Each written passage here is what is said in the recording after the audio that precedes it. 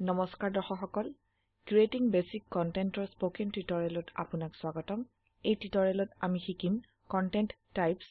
এটা আৰ্টিকেল আৰু এটা মৌলিক পৃষ্ঠা বনোৱা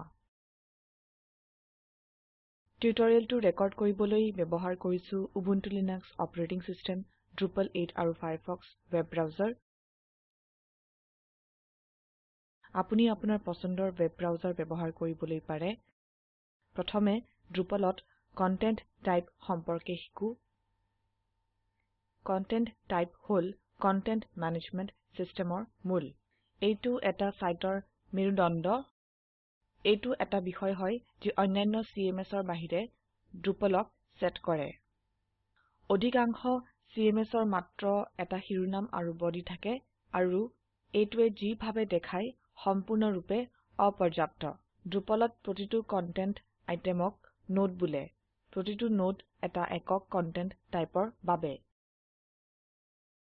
ইয়াৰ পিছত কন্টেন্ট টাইপৰ গুৰুত্ব বুজো কন্টেন্ট টাইপ সেই ধৰণৰ নোডৰ বাবে বিভিন্ন ডিফল্ট সেটিংস নিৰ্ধাৰণ কৰে যেনে যদি নোড স্বয়ংক্ৰিয়ভাৱে প্ৰকাশিত হয় কি নাই বা কমেন্ট অনুমতিপ্ৰাপ্ত কি নাই আৰু কন্টেন্ট সাইটত কিভাবে যুক্ত হয় প্ৰতিটো কন্টেন্ট টাইপৰ ফিল্ড আছে কি ধৰণৰ কন্টেন্ট চলি আছে তাৰ ওপৰত নিৰ্ভৰ কৰি প্ৰয়োজনীয় তথ্যৰ ফিল্ড আছে এইটোক এইভাবে চিত্ৰিত কৰো এইটো হল imdb.com যি Drupal সাইট হব পাৰে এইটো ৰেড চিনেমা সম্পৰ্কে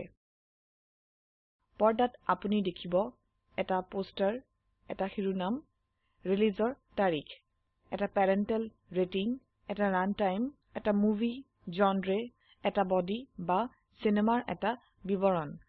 আমাৰ পিপল ফিল্ডৰ সেট হব আৰু তাৰ সৈতে কিছু লিংক আৰু বুটাম আৰু কিছু অন্যান্য CMSত CSS ইয়াত এই লেআউট বনাবলৈ Dreamweaver ইয়াৰ নিচিনা কিছু ব্যৱহাৰ কৰিব পাৰি কি হব যদি আমি বিচাৰো 2010 চনত সকলো সিনেমাৰ বাবে ল্যান্ডিং পেজ যাতে ব্ৰুচ উইলছ আছে যাৰ পেৰেণ্টেল ৰেটিং PG-13 আপুনি অন্য CMS ব্যৱহাৰ কৰিলে এইটো কৰা কঠিন কিন্তু Drupalত এইটো খুব সহজে সম্পন্ন কৰা হয় এইটো কন্টেন্ট টাইপছৰ বাস্তৱ সুবিধা এতিয়া কিছু বিল্ট ইন কন্টেন্ট টাইপছ অন্বেষণ কৰো ইয়াৰ পিছত নতুন কন্টেন্ট টাইপছ তৈয়াৰ সম্পৰ্কেও শিকিম আগে নিৰ্মিত Drupal সাইটটো খুলক প্ৰথমে আৰ্টিকল কন্টেন্ট টাইপ সম্পৰ্কে শিকিম কন্টেন্টত টিপি এড কন্টেন্টত টিপক মনত ৰাখিব আমি আগেই এটা আৰ্টিকল বনাইছিলো এতিয়া সকলো এলিমেন্ট সহ আৰু এটা আৰ্টিকল বনাও আৰ্টিকল ইয়াত টিপক আৰ্টিকল ইয়াত এটা বাধ্যতামূলক ফিল্ড আছে অৰ্থাৎ টাইটেল আমি বডিত টেক্সট নিলিখিলে আমাৰ উচৰত একো নাথাকিব আৰ্টিকল কন্টেন্ট টাইপ সামাৰীৰ সৈতে আহে আমি সামাৰীত একো নিলিখিলে Drupalয়ে এইটোক বনাবলৈ প্ৰথম কিছু অক্ষৰ লয় এইটোক টিজাৰ মোড বোলে এতিয়া আগুৱাও আমি ইয়াতে টেক্সটৰ কিছু লাইন লিখিম আপুনি পছন্দৰ যিকোনো টেক্সট লিখিব পাৰে এইটো আমাৰ টেক্সট ফৰমেটে দেখায় যে আমি HTMLত কোন এলিমেন্ট ৰাখিবলৈ অনুমতিযোগ্য হয় ইয়াতে বেসিক ৰেষ্ট্ৰিক্টেড আৰু ফুল HTML আছে যেহেতু আমি সুপাৰ ইউজাৰ হয় আমি সকলো কিছু দেখিব পাৰো সাধাৰণতে ব্যৱহাৰকাৰীয়ে এডিটৰ বা প্ৰকাশক হিচাপে লগ কৰে তাতে মাত্ৰ এটা টেক্সট ফৰমেট থাকে তেখেতলোকক মাত্ৰ টেক্সট ফৰমেট ব্যৱহাৰৰ অনুমতি দিয়া হয় অধিক বিৱৰণৰ বাবে এবাউট টেক্সট ফৰমেটছ লিংকত টিপক এতিয়া বেসিক HTML চয়ন কৰক বেসিক HTML ইয়ে আমাক অনুমতি দিয়ে সোৰ্স কোড দেখিবলৈ আৰু কিছু মৌলিক HTML এলিমেন্ট ব্যৱহাৰ কৰিবলৈ যেনে এটা প্যাৰাগ্ৰাফ ট্যাগ ষ্ট্ৰং ইটালিক অৰ্ডাৰ নোহোৱা তালিকা অৰ্ডাৰযুক্ত তালিকা আৰু কিছু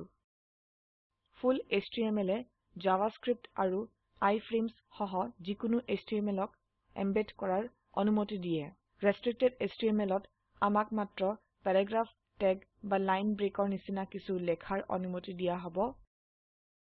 WYSIWYG এডিটৰ হল CK এডিটৰ আমি এই সম্পৰ্কে পিছত শিকিম ইয়াতে আমি দেখো bold italics linking unordered আৰু ordered list block quote আৰু image এটা formatting drop down বিভিন্ন age tag আৰু তাৰ পিছত view source চয়ন কৰিবলৈ মই text format পৰিবৰ্তন কৰিলে মই আৰু বুটাম পাও আমি তাৰ সম্পৰ্কে পিছত শিকিম এতিয়া এইটোক বেসিক html হিচাপে ৰাখো কন্টিনিউ বুটামত টিপক আমাৰ আৰ্টিকল শেষ কৰো আকৌ এবাৰ এই ট্যাগ ব্যবহাৰ কৰো ইন্ট্ৰোডাকচন আৰু ড্ৰুপাল আমি এতিয়া ইমেজক খালি ৰাখিম আপুনি ইতিমধ্যে দেখিছে ই কেনেকৈ কাম কৰে ইয়াতে হুফালে ভিজিবিলিটি আৰু পাব্লিকেশ্যন সেটিংস আছে এই বিশেষ আৰ্টিকলৰ বাবে ভাৰ্সন কন্ট্ৰোল সক্ৰিয় কৰিবলৈ ক্ৰিয়েট নিউ ৰিভিজন চেক বাকচত টিপক আমি মেনু লিংকত আৰ্টিকল যোগ কৰিবলৈ বিচাৰিলে provide a menu link check বাকচত টিপক Drupalে মেইন নেভিগেশ্যনত মেনু আইটেম যোগ কৰিব আপুনি সেইটো কৰিলে আমি শ মেইল পাম সেয়ে চেকমাৰ্ক অতৰাই দিও আমি এটা বিশেষ নোডত কমেন্টস অন বা অফ কৰিবলৈ পাৰো ইয়াতে URL এলিয়াস দিব পাৰি এইটোক খালি ৰাখিলে Drupalে এইটোক তৈয়াৰ কৰিব অথৰিং ইনফৰমেশনত আমি দেখিব পাৰো কোনে আৰু কেতিয়া এই নোড বনাইছে প্ৰমোশন অপশনছত আমি ভিউ সেটিংস সেট কৰিব পাৰো যেনে এই নোডক সন্মুখৰ পৃষ্ঠাত প্ৰম্পট কৰা হয় কি নাই আৰু এইটোক তালিকাৰ শীৰ্ষত ষ্টিকি হ'ব কি নাই এইটো সেই সেটআপ হয় যেতিয়া কন্টেন্ট টাইপ বনাও আৰু এডিটৰে সেইবোৰক সলোৱাৰ প্ৰয়োজন নাই কিন্তু আমি পছন্দ অনুযায়ী পৰিবৰ্তন কৰিবলৈ পাৰো নোড সংৰক্ষণ কৰিবলৈ সেভ এণ্ড পাব্লিশত টিপক অবিলম্বে নোড সাইটত লাইভ হ'ব আমি এইটোক ইয়াত দেখিব পাৰো হোম পেজত টিপক ইয়াতে ওয়েলকাম টু Drupalville আৰু Drupalville's second article আছে টিজাৰ মোডত এইটো প্ৰকাশনৰ তাৰিখৰ ক্ৰম অনুযায়ী প্ৰদৰ্শিত হয় ৰিড মোৰ আৰু এড নিউ কমেন্ট লিংক ইয়াতে আছে Drupal শব্দসহ সকলো টেগ কৰা নোডৰ তালিকা পাবলৈ Drupal লিংকত টিপক আকৌ এবাৰ নোড প্ৰকাশনৰ তাৰিখ ক্ৰম অনুযায়ী প্ৰদৰ্শিত হয় এইটো আৰ্টিকল কন্টেন্ট টাইপ এডিট লিংকত টিপক আমি ইয়াতে যি কিছু ৰাখিব পাৰো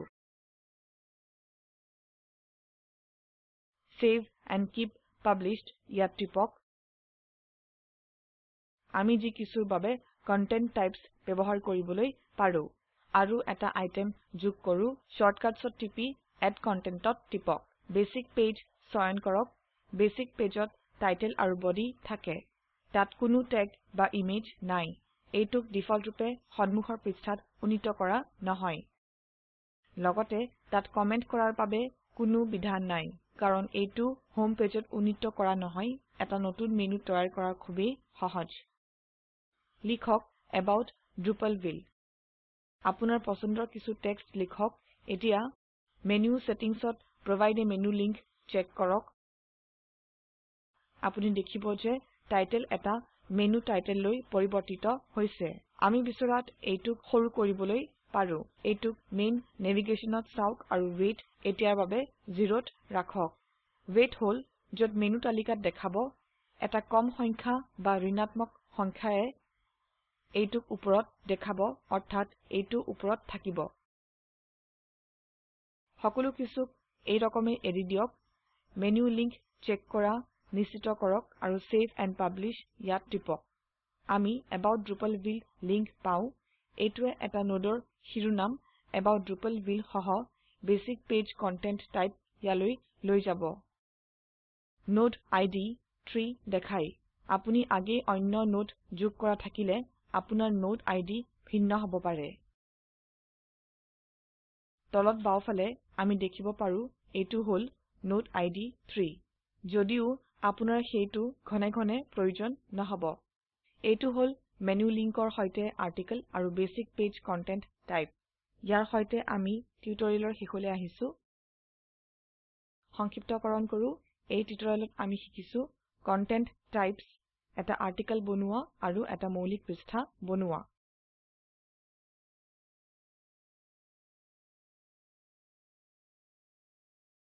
এই ভিডিওটো একুইয়া আৰু OS ট্ৰেইনিঙৰ পৰা অভিযোজিত আৰু স্পোকেন টিউটৰিয়েল প্ৰকল্প IIT বম্বেৰ দ্বাৰা সংশোধিত